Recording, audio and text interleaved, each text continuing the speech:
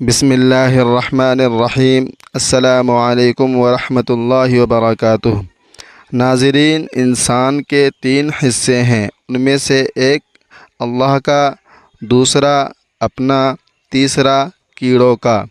دوستو، اللہ کا ہے وہ روح، جو حصہ اپنا ہے وہ ہے عمل، اور جو حصہ کیڑوں کا ہے وہ ہے جسم۔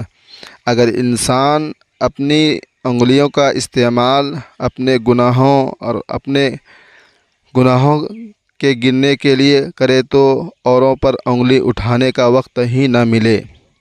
ہمارے دل کی سختی اتنی ہو گئی ہے، اتنی بڑھ گئی ہے کہ ہمیں موسیقی تو رلاتی ہے، یاد دلاتی ہے، لیکن قرآن نہیں۔ اگر بچے کو بدہضمی ہو جائے تو سونف اور پودینہ پانی میں ابال کر وقفے سے یعنی ٹھہر ٹھہر کے بچے کو پلائیں، ہاضمہ ٹھیک ہو جائے گا۔ جو لوگ بالوں میں کنگھی کم کرتے ہیں، ان کے بال زیادہ جھڑتے ہیں۔ فجر کی نماز کے فوراً بعد سونے سے عقل کمزور ہو جاتی ہے، دماغ کمزور ہو جاتا ہے۔ دولت پر کبھی انسان کو تکبر نہیں کرنا چاہیے، اس لیے کہ اگر حلال ہے تو حساب دینا پڑے گا، اور اگر حرام ہے تو عذاب سہنا پڑے گا، عذاب ملے گا۔ کھونے کے بعد ہی انسان کو پتہ چلتا ہے کہ وہ چیز کتنا قیمتی تھا۔ جو چلا گیا وہ وقت ہے، وقت ہو یا انسان ہو یا کوئی رشتہ۔ جس گھر میں صبح صبح جلدی صفائی ہو جاتی ہے، ایسے گھر آباد ہو جاتے ہیں۔ دن کے وقت پانی کم استعمال کرنے سے رنگ سانولا پڑ جاتا ہے۔ ہلدی استعمال کرنے سے ہڈیاں اور جوڑ مضبوط ہوتے ہیں اور بینائی تیز ہوتی ہے۔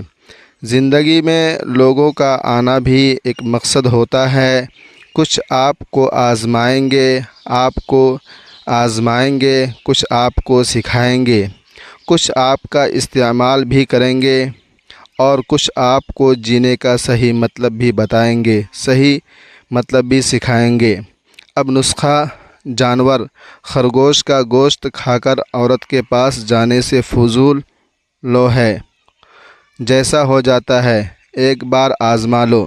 جب آپ وہ وصیت نامہ لکھنے بیٹھو گے تو آپ کو پتہ چلے گا کہ وہ واحد شخص جس کا مال میں کوئی حصہ نہیں، وہ آپ خود ہیں۔